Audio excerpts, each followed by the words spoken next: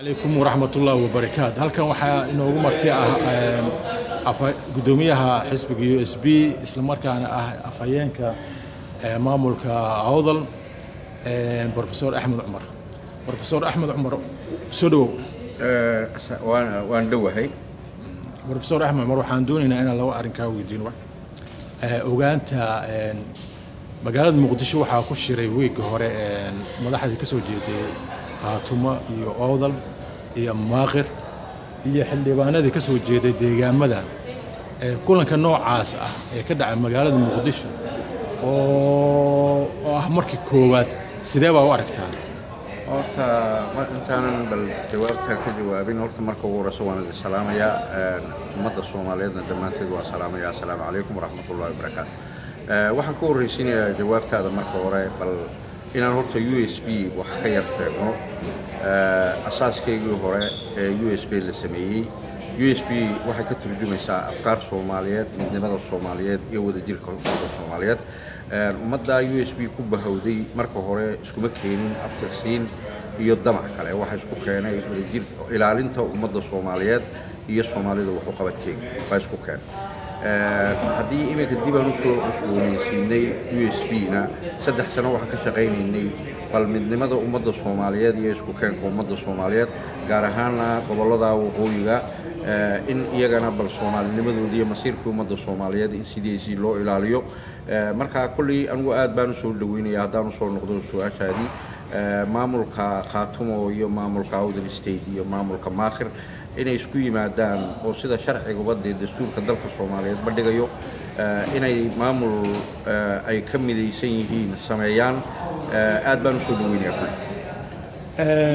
waxa inoogu warantaa wax qabadkii inta uu dhisnaa maamulka USB wax ay aad qabateen haddii ahaanay dacwo international community aad jirtaan waqado wixii idinka caawiyay hawsha qolooyinka aad kala xiriirteen bal arimaha xayir ma noogu taban kartaa horta kolley sida la wada ogyahay USB waxaan soo qabanay waxyaabo badan wacyigelin fara badan ummadda Soomaaliyeed waan ku sameynay dhowr shir waan qabanay waxa kale oo qabanay shirkii mudaharaadkii lagu sameeyay London USB du hogaaminaysay aad u ballaadnaa waxaa jira mudaharaadyo kale oo ku sameynay Brussels oo xarunta European Union-ka waxaan ugu qornay kulli UN-ka international community-ga sida Carabta Afrikaanka organization-ka international program waan qornay in Soomaaliya ay Soomaaliya tahay Soomaalinimadana la ilaaliyo lana daweeyo in gobolada waqooyina masiirkii ummadda Soomaaliyeed Soomaaliya ka mid ahaayeen in loo ilaaliyo iyaga ku dhow hadafka maanta ay saddexda dawlad goboleed ku kulmeenna maamul ku kulmeenna afkaartayda ka mid ahayd marley waan iyagana wali waan la sii shaqaynaynaa waliba ajendaha USB-na aad baan uga wada tashanaynaa waana soo dhaweynaynaa wax qabadkayga ka mid tahay marley arrinka ka dhacay Professor safaradii aad ku bixiseen magaalada Ottawa adiga qaar ka mid ah mas'uuliyiintaada maxaa inoo sheegi kartaa safaradii meesha oo ku socda horta waxay ka mid tahay wacyigelinta maamulka USB amba gudoomiye ayay ka mid tahay inaanu tagno meeshii aan waqti u heli karno cagtayada ku gaari karno marka run ahaan halka waxa ku kulmay ummad Soomaaliyeed oo dhan maxaa la yiraahdaa gobolada waqooyi dadka ka soo jeedo dhan waa u dhanaayeen ummadda Soomaaliyeed walaalnimada iyo wanaagga ummadda Soomaaliyeed jecelina waana la joogeen marka waxa ka soo baxay kulleey in Soomaalida la isku keeno laga wada shaqeeyo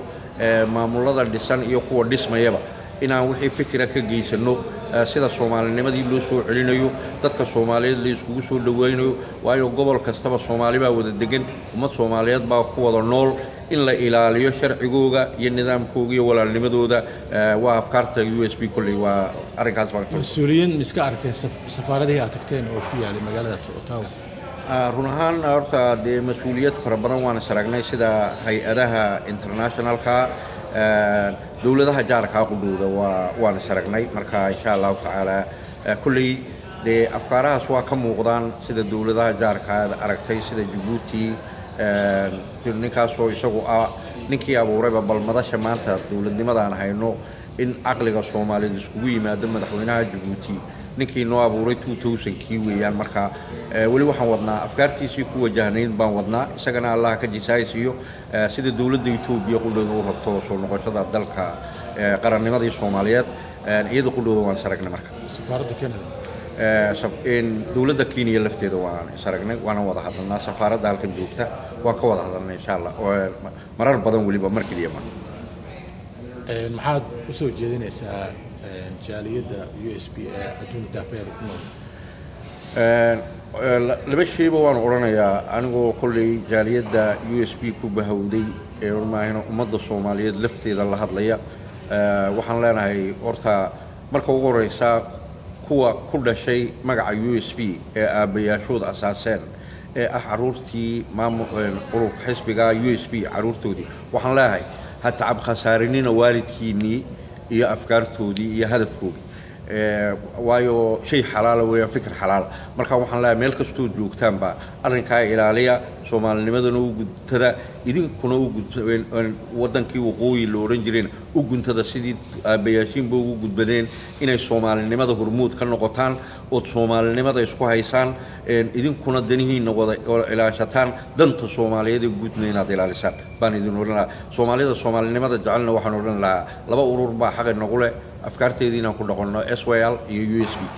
labada inaad ilaalisaan una soo noqotaan Soomaalinimada kana baxdaan casabiyada iyo abtirsiinta aad isku haysataan marka fikirkaasaan ku xalaala aan ku noolaanaynaa quruxna ku yeelanaynaa wanaagna ku yeelanaynaa iskuna jeclaanaynaa waddankeennana ku horumarsan karnaa xuquuqteennana kor ugu qaadi karnaa aan danaheena ku gaari karnaa marka fikirka u soo noqdaan marka Soomaaliya oo dhan dibiyaanteena aad iyo aad ayaad u mahadsantahay Professor Axmed Cumar kaasi waxa gudoomiyay ururka USB السلام عليكم وعليكم السلام ورحمة الله وبركاته وانا السلام عليكم